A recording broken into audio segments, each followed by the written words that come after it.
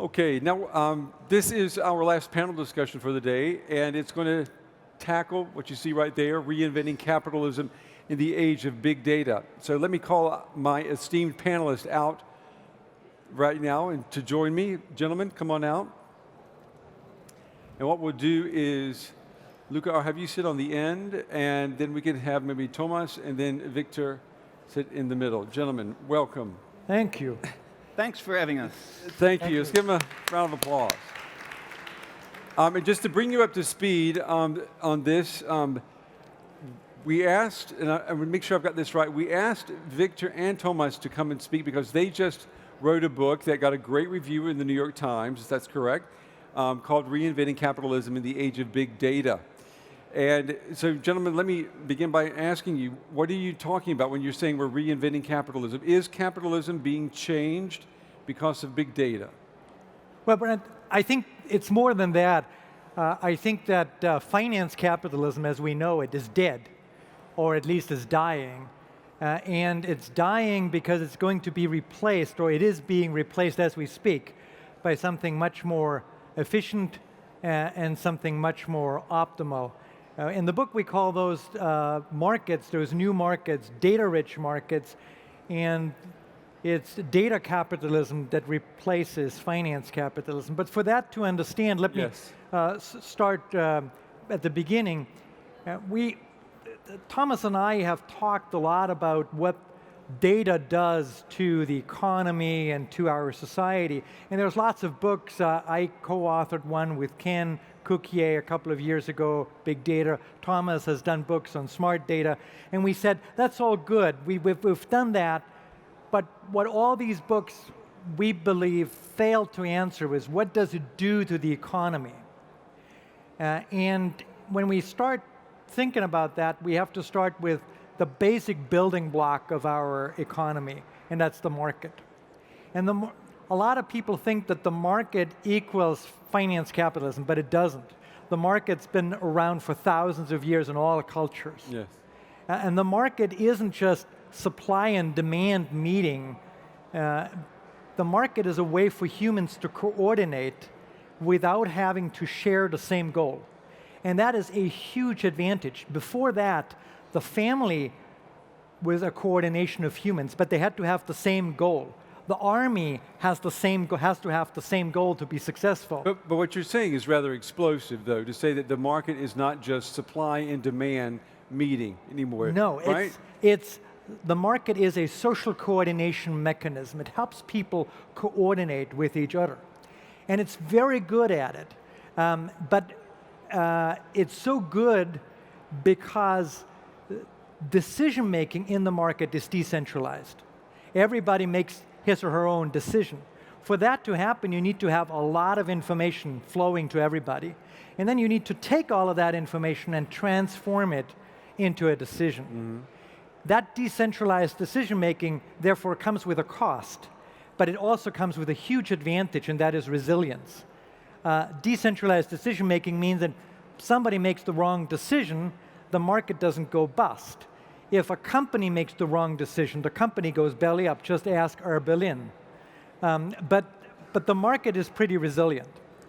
Now, that means for resilient markets to happen, information needs to flow decentrally and be transformed into decisions. And that means a lot of work to be done by each one in the market, and a lot of information to flow. And in the old analog markets, that was just impossible to do. And so we actually developed a shortcut. Yeah. And that shortcut we all know because we have been socialized with it, and that's price. We condense all of the information about a product into price. And then we just exchange price. And that kind of works because it's easy to compare. But that condensation of all of the qualities and preferences into one single figure, price, comes at a huge cost because we make the wrong decisions. Steve Jobs famously sort of said, I'm going to present the iPad as a really cheap tablet product by flashing up a totally artificial price point in the back, $999, and say, we're going to sell it for half price. And all of the people in the audience thought, wow, this was a really cool, cheap product from Apple, finally. Because we start immediately comparing when we get two figures, 2 price points. So just comparing price really doesn't do justice to the matching that should take place in markets. But we... Yep. Yeah, I mean, basically the price is a crutch in markets because according to liberal economic theory, basically the price condenses all information available on the market in that single figure in order to make it comparable to us. And that's a very interesting and good trick, as the human brain is not very good in comparing things with in different dimensions at the same time. Take the example, you like organic fruit and you like sweet fruit. And in the supermarket you go, you have bananas that are non-organic, conventionally grown, and you have sour apples that are organic. And even with these 2 simple dimensions, it confuses us. Yeah. So what we do in general in these type of decisions, we jump immediately to the price as the point of reference. Right. That automatically gives us the impression that we're going to take a more evidence-based decision. But obviously, that might not be the case at all. And so it isn't, right? Exactly, and what we see now with a lot of data and data processing being available in the machine learning field is that we have another variation of the market coming up, and that's what we call the data-rich market. These are markets where there is a lot of data, not just price information, but a lot of data about preferences and the quality of the products flowing back and forth. And we have smart decision assistants that take all of the data and without much of human bias are able to compare without cognitive limitations and tell us what kind of products best fit our preferences. Good. We see all of that. Amazon's recommendation engine is a very old and trusted way of doing that. It accounts for 30% of Amazon's revenues. That's a huge success. People like it, even though we laugh sometimes about it. But that means that there is a better fit in the market between the preferences of different transaction partners. So these data-rich markets work far better than price-based markets and money-based markets. Let me just also let everybody know my esteemed colleague here from a media partner of ours as well, from T3N.de, the editor-in-chief, Luca, he is here, and he's going to actually help in making sure that these gentlemen get their point across today. So Luca, you can, floor is So your my words. first question is, in this perspective of this data-rich markets, what about where the data is much more important than the price? What is like the financial crisis 2008? Would it be happen if we have these markets, only this data-rich markets? No, no. The financial crisis of 2008, and we write about it in the book, was largely, or at least to an extent, about the stupidity of financial markets to condense the information into price incompletely and then to just compare price on these risk bundles and not to compare other elements like what is the kind of risk proposition behind it and so forth. And therefore the matching was incomplete and incorrect and then led to people buying certain products with risks that they didn't understand. And what about banks in such systems? Which role will they play? Interesting point, because one of the ideas we have in the book is that when price gets less important, money in total might lose at least a part of the important function that it had, and that obviously will have tremendous effects on the companies of money, in the sense that, well, financial capitalism has been determined by banks by the pure fact that that money was associated with economic power. In data capitalism, more nuanced information will be much more important than it used to be, as machine learning mechanisms and as or IT systems in general will be much more able to deal with the amounts of data that we have. And therefore, The big crisis that we have with banks and the rise of FinTech companies has a lot to do with the fact that banks are traditionally not very good in dealing with nuanced information. And that is, for the FinTech companies, one of their strongholds. That's what a lot of them, some of them are just trying to bring down costs for certain services, but the data-rich FinTechs we have just play that game. They are the ones that take more advantage of the data, meaning the digitized information available on markets. And therefore, you're completely right with your questions. Part of the big banking crisis we have now is due to the fact that banks are not very good in dealing with information. So banks want to become platforms. The Deutsche Bank says we want to become a digital platform. Sure. That's the perspective. Sure. And they want to become markets. Now, it's very interesting. In the Netherlands, there is a little bit of a battle going on between two banks, ING Bank and Rabobank, with two very different concepts. ING has a very vertically integrated concept like Apple, where they create the whole widget. Rabobank sort of has an open platform type of approach, hoping that fintechs and fintech startups will be created that live in their ecosystem.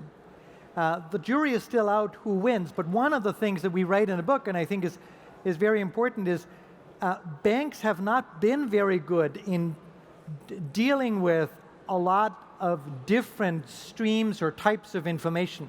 They try to focus very much on price information. And therefore, hoping that they can overcome that and relearn a new trick, discard their own DNA and become a different kind of animal in a very short period of time is akin to hoping that an elephant can learn how to waltz.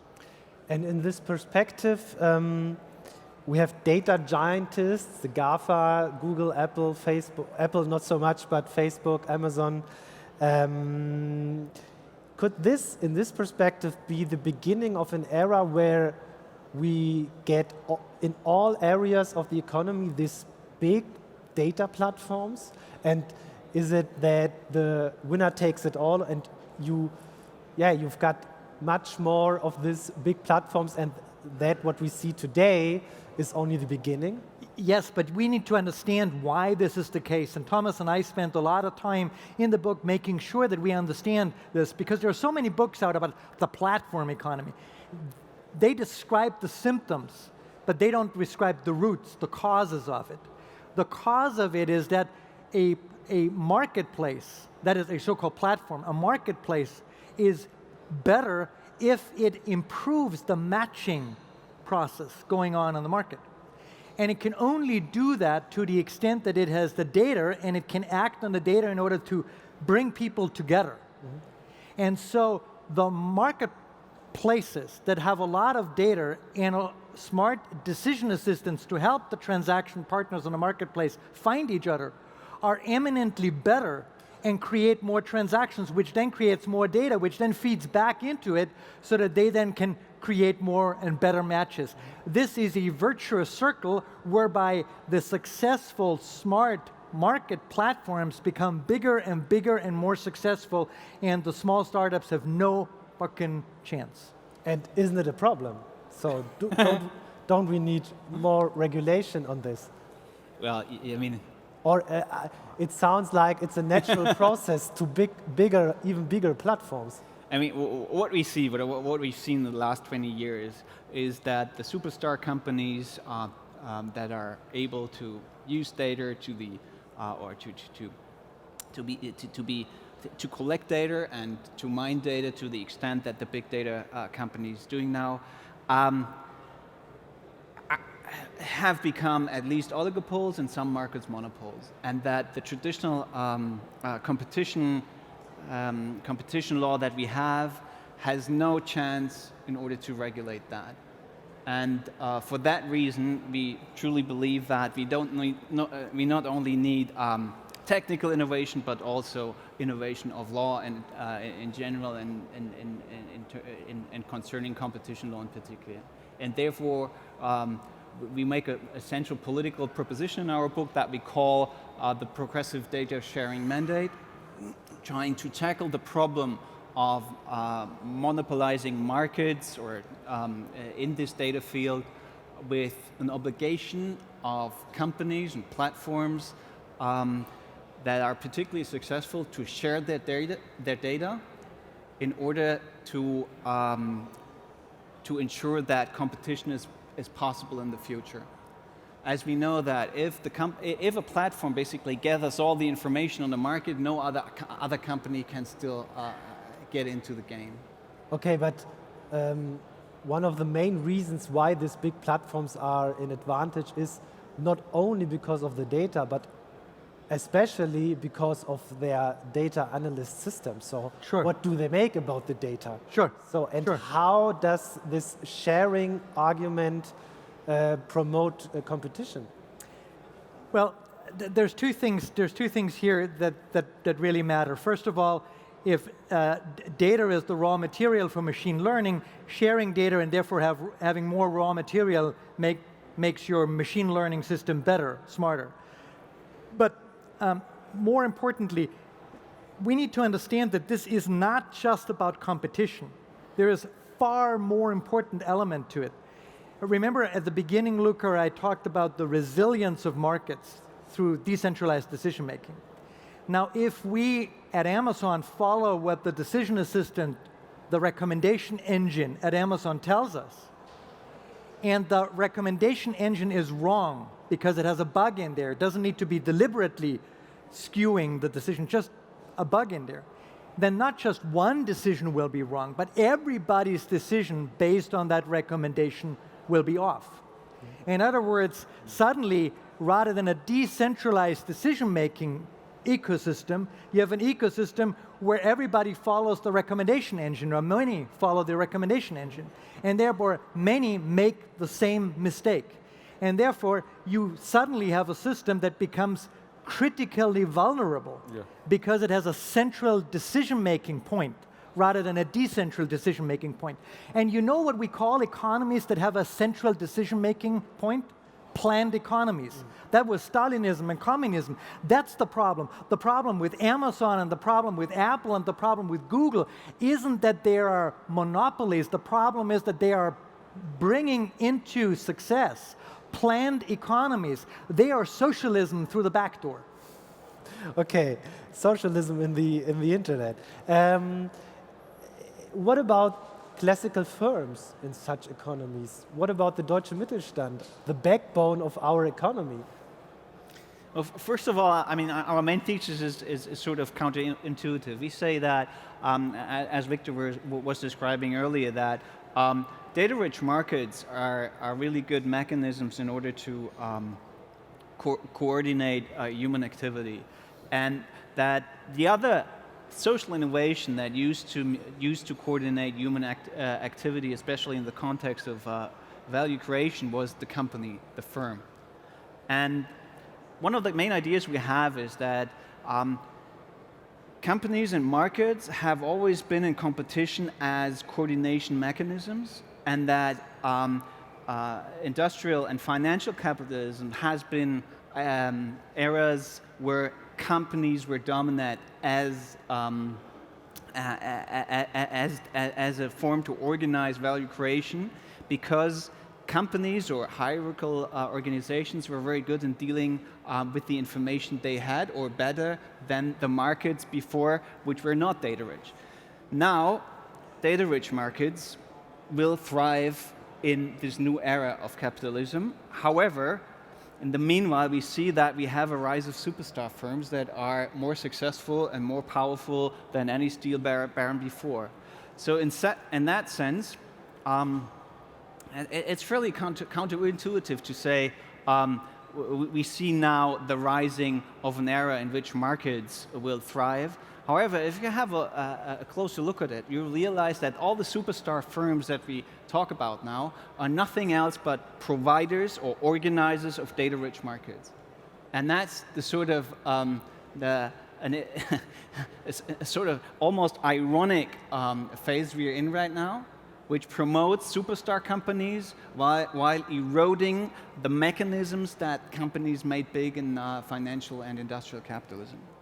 And the point to highlight as well is that data-rich markets aren't bad.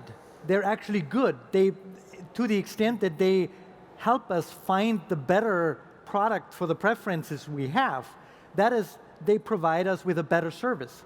The problem isn't the data-rich market. The problem is that the data-rich market is organized currently only by a rather small number of very large so-called superstar firms. And so what we suggest in the book, the progressive data sharing mandate that Thomas mentioned, is there not to abolish the data-rich market or to prevent the data-rich market from happening, but to create a data-rich market that is decentral, resilient, and therefore competitive. So what does that mean for Amazon? Well, Jeff, tough luck. No, but what does that mean? You've already said that Amazon is Amazon is socialism coming in the back door. Victor has also said, or Thomas, I'm sorry, has also said that we need to get better laws that deal with monopolies. And if I take both of those and I look at what we see right now with Amazon, to me, what I'm hearing is you're saying that the state is going to have to come in and break up Amazon. No. No? No. We have seen this with AT&T. We broke up AT&T. 10 years later, AT&T was where we had it before. This is like just cutting off, one head of a multi-headed hydra, and it comes back again. This is battling the symptoms. We need to go at the roots. And the root problem with Amazon's might and Google's might is that they have a privileged exclusive access to data. If we spread access to the data, that's the progressive data sharing mandate, we enable others to come up, we enable startups to become the future smart digital assistants within Amazon's marketplace, thereby diminishing Amazon's market power. Okay, how much of a threat is, though, in Amazon? We heard earlier today that if you look just in the United States, e-commerce comprises only about 11% of all commerce. And in that 11%, 40% is Amazon. So you've got Amazon, almost 50. Almost 50%. So we're not talking about Amazon holding a monopoly on the market, its market size. I mean, this is a very small percentage of the entire market, commerce market. Look, we had antitrust laws passed in the United States over 100 years ago because of the steel barons. The steel industry was a very small amount of commerce at that time in the United States, and the steel barons only had a percentage of that market. So in terms of overall market, Amazon is in the same league as the steel barons 100 years ago. But the population of the United States got crazy, and Teddy Roosevelt won on a manifesto promising to break up the steel barons' stranglehold on the steel market. We need to do the same kind of thing now with data-rich markets. And we can do it in a smarter way. We don't have to break up the companies anymore. The point is that the most important resource of these companies is the data. And the data is not only theirs. The data is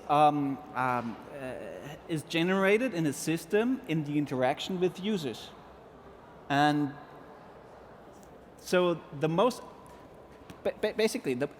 important resource of today and the future, or if the most important resource of today and the future is data,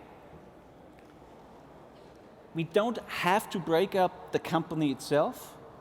We have to make sure that others have the access to data in order to stay or become competitive. But who are the others? The competitors in the same market. That is the principal idea.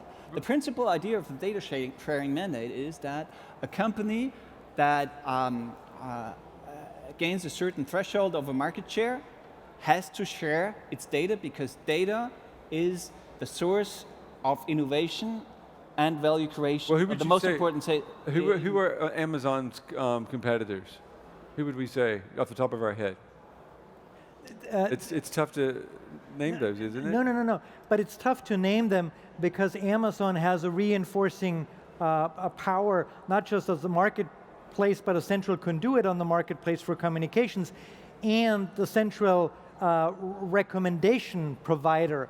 In a way, just imagine what this would mean in a physical marketplace. It would mean that the company who owns the marketplace is also the one through which you have to go through if you make a bid. Yeah. So you don't go to a stall and say, I'd like to buy frozen yogurt. You go to that company that runs the marketplace and say, on stall 27, I'd like to buy yogurt. And then they say, don't buy it there, buy it at stall 13. Now, when we think about this, we would say, this is crazy, this isn't the market. Well, actually, that's what Amazon does today. And so what we envision with the data sharing mandate isn't that there are more marketplaces necessarily, but that there are more and different recommendation engines on the marketplace, so that we had a diversity of recommendation engines that we could rely on not just Amazon's recommendation engine. And for that, startups that exist need the data in order to feed their machine learning systems. And particularly as stall number 13 is often owned by Amazon then. That's right. Yeah. So I mean, it's a very knowledgeable system that is very biased in favor of Amazon. Yeah. So which, I mean, on the upper level even makes it more complicated and more unfair, and harder for fair competition to consist. I'm wondering what a politician would, what kind of platform a politician would campaign on if he were to take your thesis and think that he could actually win a campaign. What would a politician have to promise voters he would do? Well, first of all, one of these politicians who picked up our ideas, a lady called Angela Merkel. She just did it 2 weeks ago. So it's not as far off the political agenda as you might think. What did she say? She said that we have to find new ways in order to prevent the monopolization of data-driven markets, and that we have to particularly look at how we deal with data. And no, I mean, the idea of data sharing is in the that's air a nice now. thing to say, but can you win an election with that? Absolutely. Yeah? Absolutely. There is so much discontent now out there about the power of these gaffers. Yes. But we need to be careful in saying, why are the gaffers so powerful, and what do? We don't want to destroy them. This is not a battle against them. We want to not just preserve the data-rich markets that they have created, we want to make sure that they're resilient enough. In fact, I would go to Jeff Bezos and say, Jeff, this may create trouble for you in the short term. This may provide new competition for you at some level. But in the long run, you are going to be better off supporting this, because your Amazon is right now pretty vulnerable, much like Facebook was vulnerable to Russian trolls. It's the same kind of vulnerability that you have when you are a central conduit. Yep. Yep. And so, therefore, when we go to Jeff Bezos and say, look, if you want to remain in business in the long run, you might as well want to have a more resilient system. Have you talked to Jeff Bezos? No. Have you? No. Okay. Have you tried to get a meeting with him though? I shall pass this on to Thomas. I mean, Thomas, have you tried to talk with him? We have tried to get Amazon to comment on some of our ideas, and they have not, and I understand why not. Yeah. Yeah, this is very explosive material for Jeff Bezos. Sure, but it's good. You know, he can win in the short run and fail in the long run. If I were him, or if I were Google, I would want to win in the long run. Yeah. Yeah. Plus, I mean, data sharing in comparison to classic cartel law or competition law is a rather soft solution. Yeah. Because even there isn't a big data failure as with Facebook on the trolls, still, if he gets more and more successful and takes more and more market shares, then the classic competition law will step in, and they're going to break up. Right. They're going to break up the company, and that's not in his interest, even if not a major data scandal might pop up. And it's far better than to be taxed, because if you are taxed, then you lose the money. If you just have to share the data, you can still use the data yourself to the maximum effect. You can actually also get data from others as part of the data sharing mandate. but the wealth that is and the insights hidden in the data is more brighter spread. So beside the competition law perspective, we've got the GDPR coming in May, as DSGVO, Datenschutzgrundverordnung. And so which impact will laws in this perspective have on data-rich markets?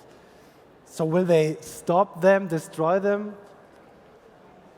You know, the GDPR was seen as a legal framework that prohibits big data usage because it seemed to link data usage to consent, to individual consent and so forth. Actually, when you read it more closely, you see a different picture emerge and a much more troubling picture. The GDPR makes it harder to collect data, but once you have collected data for one particular purpose, repurposing that data in a statistical sense for something completely different and keeping it for far longer is trivial, is easy. What does this mean? It means that the GDPR helps the very large data conglomerates that have excellent processes in place by which they collect data, and then they can repurpose it over and over again. It helps the Googles, the Apples, the Amazons in the world. The GDPR hinders the small, nimble, swift European startups. And because those startups have difficulties collecting the data in the first place. And so the GDPR is not one that helps empower the citizens of Europe against the gaffers of the world. In fact, it empowers the gaffers against the citizens of Europe. So how could looks like a contemporary data protection law that helps the small ones, the startups?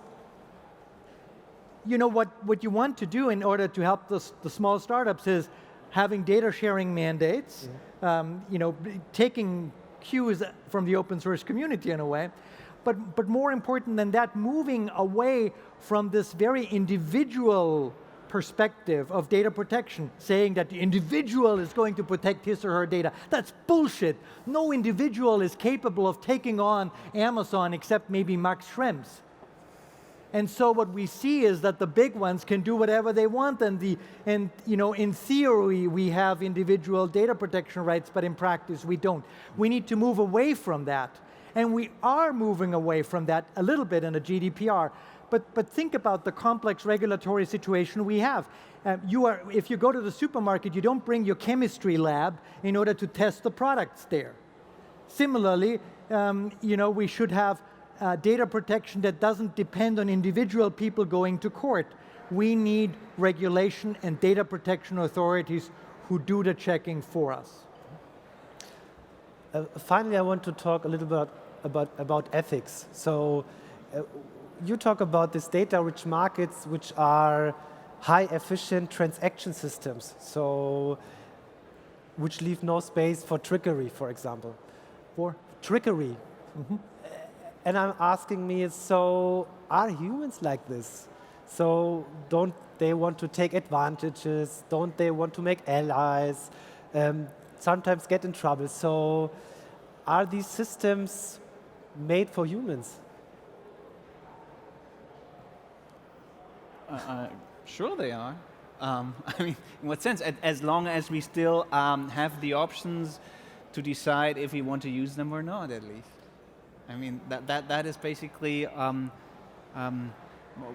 of the most interesting questions we're also addressing at the latter part of our book is, as more as we automate decisions, to what extent do we keep basically, are we staying in the driver's seat in the sense that we decide what decisions we want to delegate to machines and which ones we want to take for ourselves, in which case, and I mean, but I think humans will be able to do that for quite a long time. What do you think? And that is a seminal point to make. In the past, we did not, as human beings, have a choice whether we could decide or delegate a decision to somebody else, except kings who had lackeys around them. So every day we faced decisions and we just had to take on those decisions. There was a duty to decide. In the future, what we are able to do as humans is to decide whether we want to make a decision or whether we want to delegate a decision. And in that sense, then decision making can be a whole different experience. Either because we can keep decisions to ourselves, either because we like to make that decision, or because that decision is incredibly important to us and we want to keep it to us. But we can sort of easily delegate standard decisions to some machine. That kind of power, that human volition and human ability to decide whether to decide or whether to delegate a decision needs to be with us. Society must not tell us that we now must rely in our decision making on a machine if we don't want to. Okay, but where is this border? You say that we have to decide what to give or what decisions we give to the machines and which ones we take ourselves. So in the artificial intelligence, you talk a lot about machine learning and especially neural nets. We don't really understand how they work. So how do we guarantee that we know exactly where this border is? And where is this border? There's no guarantee, first of all, I would say. But we have to. No, there hasn't been, because human decision making is so flawed anyway. And the point you're bringing up is basically comparing that machines have to decide perfectly, while we know that in comparison, human decision making is terribly bad in many contexts. So you somehow compare apple with nuts now when you basically claim that you have to be 100% sure that the decision of a machine is entirely right. It won't be. It'll never be. And as human decision making is flawed as hell. And when we look at IBM Watson, if IBM Watson gets the identification of skin cancer right 90% of the time, and a typical dermatologist gets it right 70% of the time, I don't care why IBM Watson is better. I know that IBM Watson is better. Right. So if I want to know whether that mole here is skin cancer or not, I better go to IBM Watson than to my dermatologist. If, on the other hand, I want the fuzzy feeling of somebody holding my hand and patting my head, but not getting the diagnosis right, I go to my dermatologist. I have that choice. And that's an important choice to make. Sometimes I want the fuzzy feeling, maybe, even if I die earlier. Okay. Other example, startup CreditTech, you know CreditTech? Yeah. Sure. They get, I think, 75 data points from the internet, social media, and so on.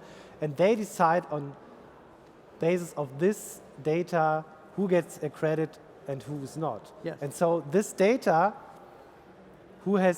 is not transparent.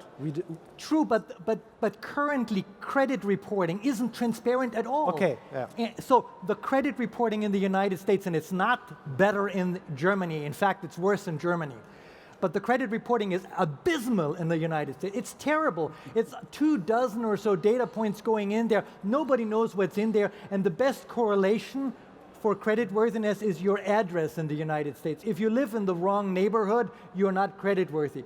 This isn't fair, this isn't accurate, and this isn't efficient, and yet we have been using it for 40 years. We can do better than that, and there are enough startups who are doing better than that.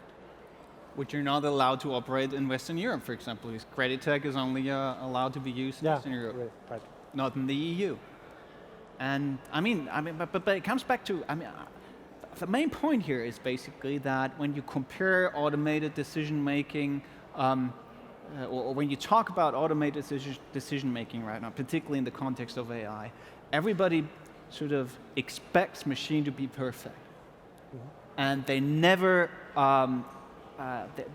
they don't spend much time in discussing how decision making works right now, with all the human biases. If we play it right, or if the systems play it right, then automated decision making is a technological possibility or opportunity to reduce human biases, which has to be obviously regulated in certain areas. It has to be as transparent as possible. That there will be systems that will have indeed integrated human biases or prejudices, but at least then we can talk about it.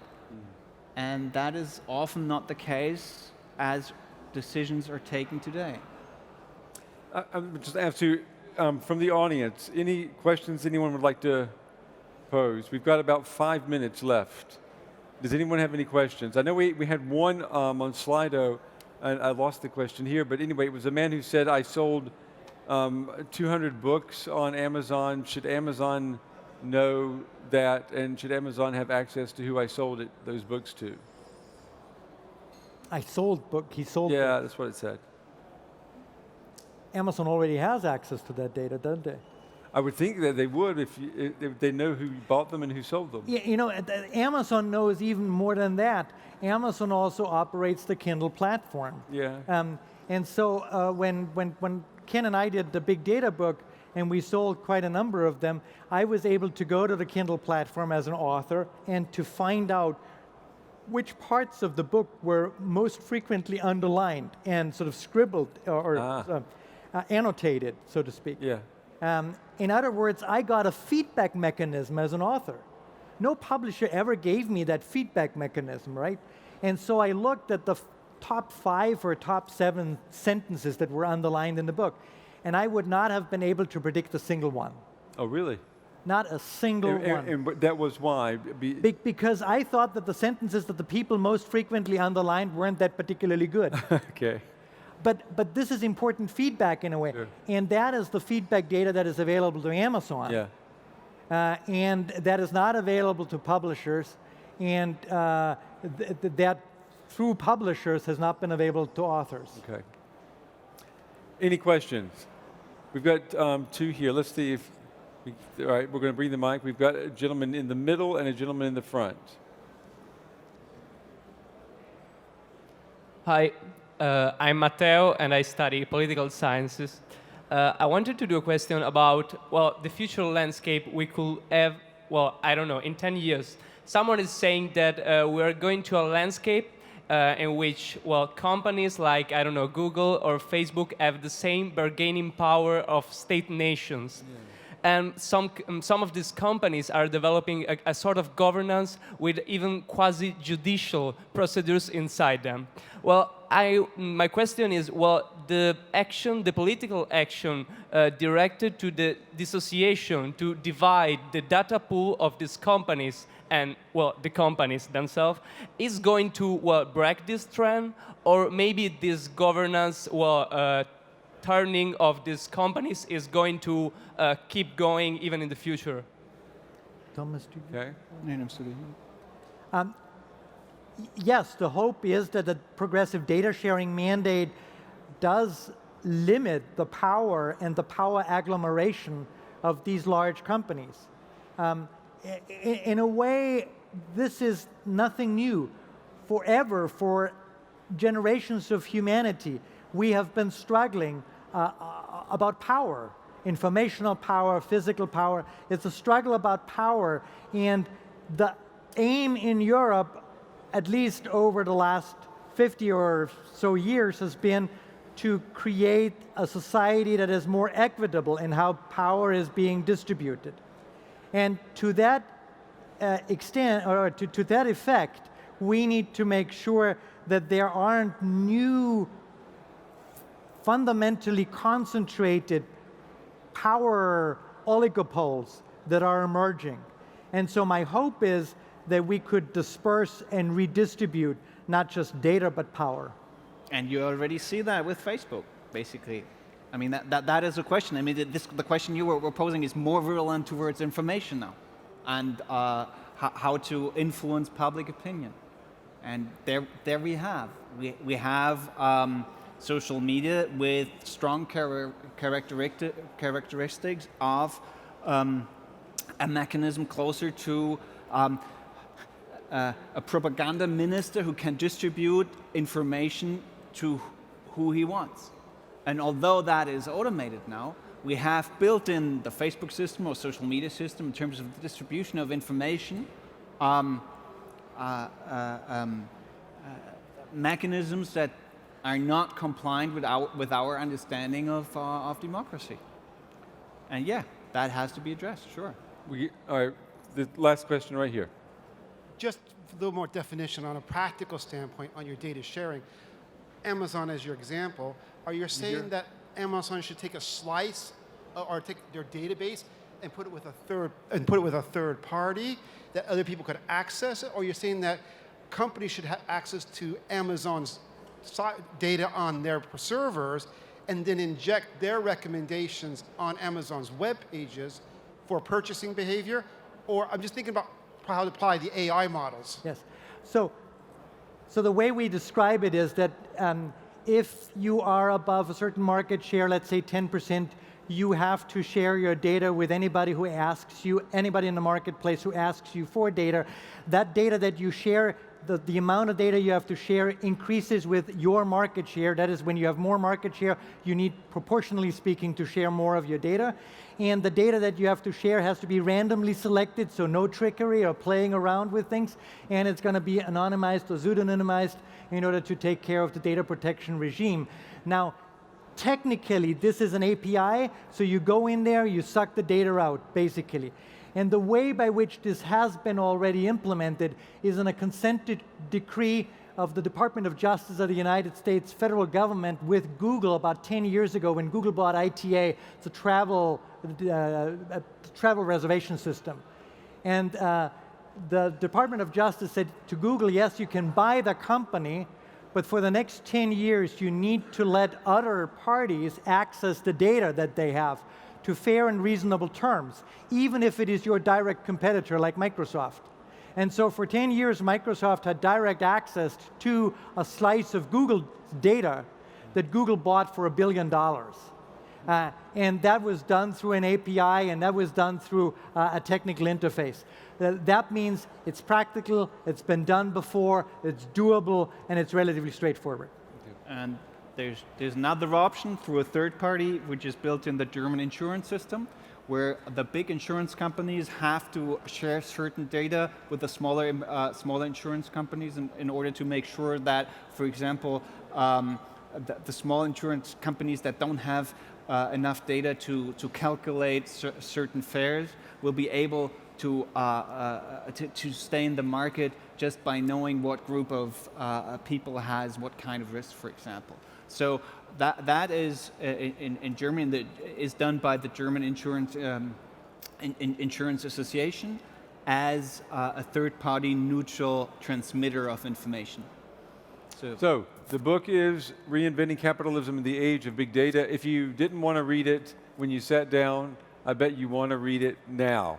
Thank you very much to Viktor and to Thomas, and thank you very much also to Luca for helping with the discussion. Thank you, gentlemen. That was a good talk.